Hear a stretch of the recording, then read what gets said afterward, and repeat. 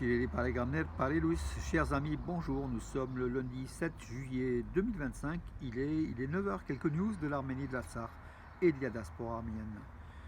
L'Azerbaïdjan a annoncé la fin des discussions sur le texte du traité de paix, mais refuse de le signer. Voilà, les discussions sur le texte du projet de traité de paix entre l'Arménie et l'Azerbaïdjan sont terminées.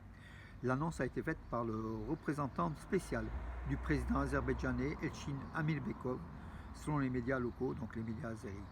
Selon lui, une occasion historique s'est créée d'instaurer une paix durable dans le Caucase du Sud. Parallèlement, il a retiré les conditions préalables de l'Azerbaïdjan à la modification, donc la modification de la constitution de l'Arménie et la dissolution du groupe de Minsk de l'OSCE. Donc les deux éléments qui restent comme condition, selon Bakou, pour que l'Azerbaïdjan signe le traité de paix avec l'Arménie. Donc, il y aura d'autres conditions. Voilà.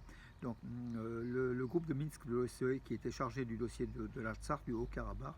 Aujourd'hui, le Haut-Karabakh la question étant terminée selon Pachinian et avec l'occupation de l'Azerbaïdjan. Donc, Bakou voudrait entériner cela avec la dissolution du groupe de Minsk de l'OSCE et l'Arménie doit signer cela pour que ce groupe soit dissolu. Mais a priori, Yerevan n'est pas du tout prête à signer à cette dissolution et la constitution de l'Arménie. D'ailleurs, là, il y aura un référendum, bien sûr, pour que Pachinian désire se mettre au diapason avec le diktat de l'Azerbaïdjan, donc pour modifier sa constitution. Donc l'un des deux éléments sera effectué, mais peut-être le groupe de Minsk, l'OSCE, ne sera pas dissous ou dissolu, plutôt donc avec justement la signature de l'Arménie.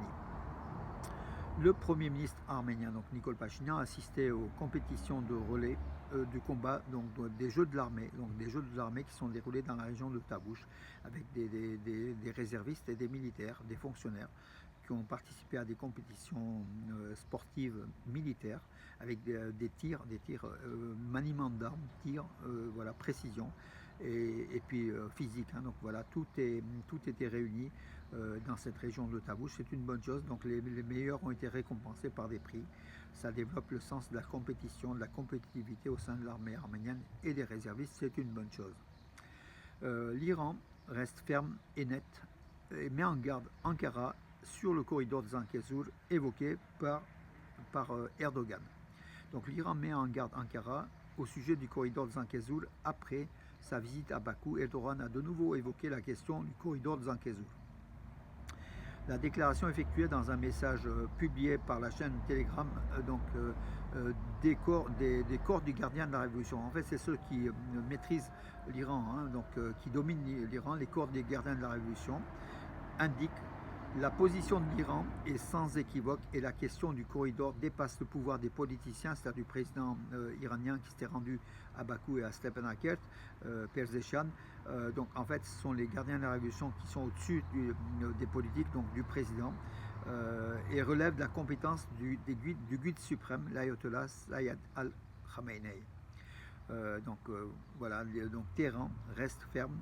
Le corridor de Zangezur, appelé le corridor de Zangezur par Erdogan et Aliyev, n'aura pas lieu et l'Iran s'oppose fermement à cela. Ce sont les gardiens de la révolution, même si le président iranien est tombé dans un piège à Stepanakert où il a assisté à une réunion de l'OCDE, où il n'y avait que des pays pratiquement turciques, et voilà.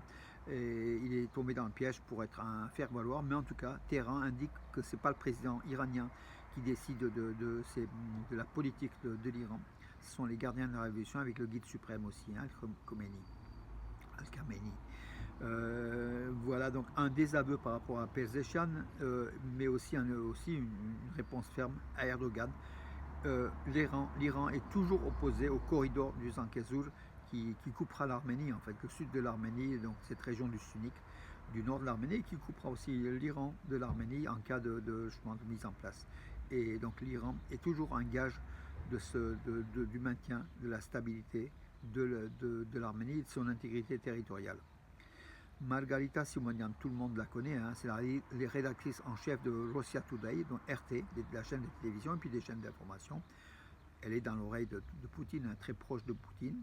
On lui a posé la question de savoir quand est-ce que la guerre Russie-Ukraine se terminera, selon elle. La paix en Ukraine dépend de la poursuite ou non des combats des États-Unis pour l'Ukraine en lui fournissant des armes. Voilà, donc si les États-Unis arrêtent d'armer l'Ukraine, la guerre donc Russie-Ukraine se terminera d'après Margarita Simonian. Voilà, donc elle a ajouté un certain nombre de choses. Rappelons que Margarita Simonian, avec ses déclarations très hostiles au gouvernement arménien, elle est anti-Pachinian, très anti-Pachinian, à l'exemple de Poutine bien sûr.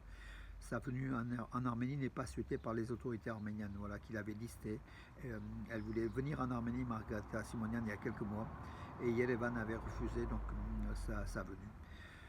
Le bâtiment du théâtre de l'opéra d'Yerevan, le ballet Alexandre Spendalian, donc œuvre de l'architecte Tamanian, donc Alexandre Tamanian, l'opéra qui fut construit en 1933. Au cours des 30 dernières années, cet opéra n'avait pas subi de nettoyage de ses façades, qui étaient devenues pratiquement gris foncé. Et là, donc, un nettoyage est en cours. Voilà, c'est une première depuis 30 ans. Vous verrez. C'est Tigran Avignon qui l'a annoncé. Donc, il a annoncé aussi l'éclairage de nuit de ce bâtiment qui est extraordinaire, en fait, qui est au centre d'Yerevan, qui est l'une des fiertés de la capitale arménienne. Elle aura bientôt un jeu de lumière, et ça sera magnifique d'après la mairie et puis le maire d'Yerevan, Tigran Avignon. Voilà, vous aurez l'occasion peut-être cet été de voir cela, mes amis. Si vous avez la chance d'aller en Arménie, il faut y aller de toute façon. Alors Constantin Zatouline, c'est pas n'importe qui Constantin Zatouline, il est le vice-président, la commission de la Douma d'État, donc le Parlement russe, chargé des affaires de la CEI et de l'intégration eurasienne et des relations avec les compatriotes. Dans une interview accordée au journal Moskovski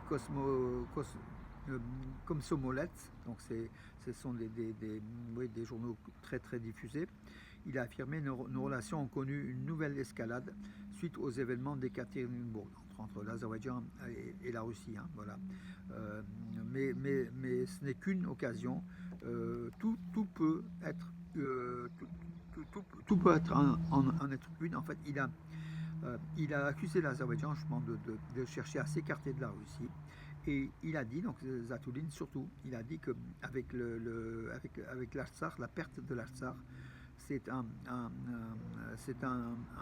élément important qui a été retiré de la politique russe justement au Sud-Caucase. Voilà, donc c'est pour ça qu'en fait il a dit que pourquoi n'avons-nous pas empêché cette guerre en 2020?